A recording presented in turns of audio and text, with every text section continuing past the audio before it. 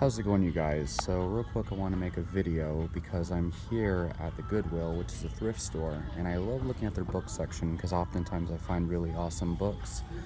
I found plenty of Atkins books, and actually I just recently, today, I'm going to buy this Introduction to Systemic Reviews so that I can, better understand a lot of these meta-analysis and things that Vegan Gains likes to put out there.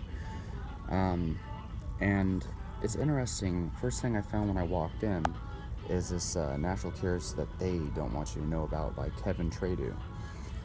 And also, more natural cures revealed. Now, personally, I definitely believe in or entertain a lot of ideas that can be considered conspiracy theories, but a lot of this guy's information is extremely horrible. And the interesting thing is, when I first started my journey of health research and experimentation and trying to find out the truth behind what causes diseases, I used to be very interested in books just like these. And in fact, I probably would have believed a lot of the crap that I would have read in that book. But just a simple look through, a simple peek through his book, and you find lots of just foolish information that actually doesn't hold up to reality. And the most important thing is not, part of it is, does he have any evidence to back up his claims? The other part of it is, how does the claims in the book stack up to reality? And so one of the claims in his book was that the cause of obesity, or one of the main causes, is the growth hormones found in meat. So only eat hormone-free organic meat, he says. Interesting thing is, I've been eating nothing but conventionally raised meat for most of my life. Of course, recently, I go through periods of time where I eat mainly grass-fed and organic.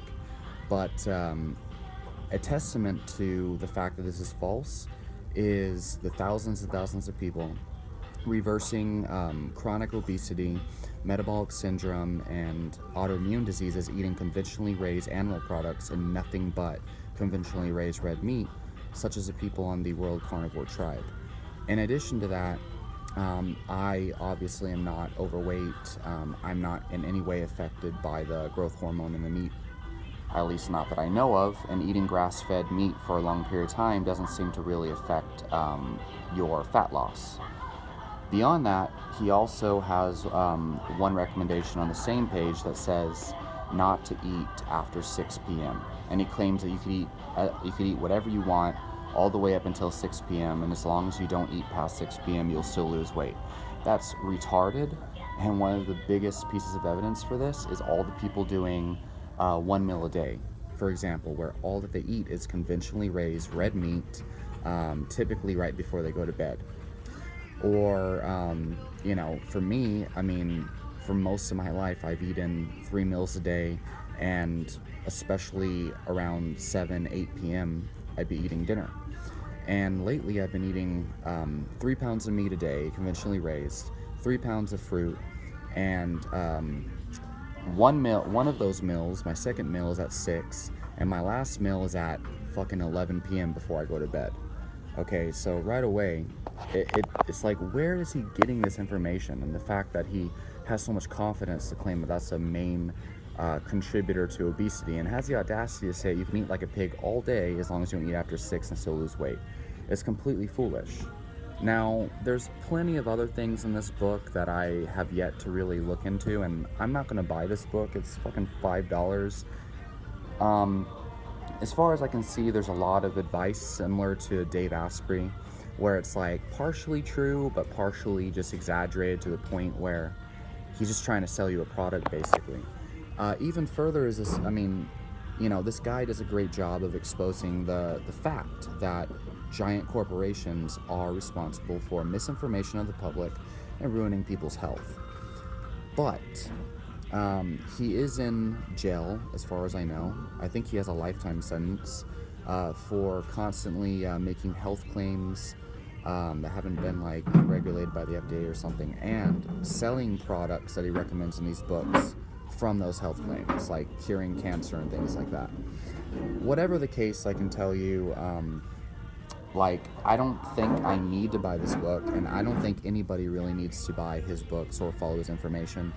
The main reason why is because, from what I've seen, there are much simpler ways of becoming healthier, reversing chronic disease, and putting these diseases into remission that do not involve his crazy, methods and protocols and things like that.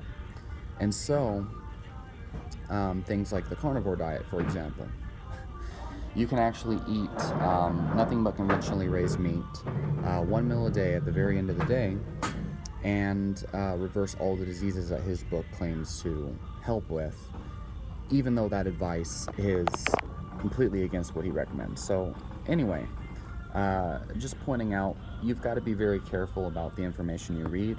I think a lot of these science skeptics are full of crap and unnecessarily criticizing good information just because it's against the status quo. But I also think that there is a lot of great reason to be extremely skeptical, and you shouldn't automatically dismiss outrageous claims, but especially if they're just against the status quo. But you should definitely still be skeptical about everything, especially the status quo, and especially people that claim, they are against you and they don't want you to know the cure for diseases.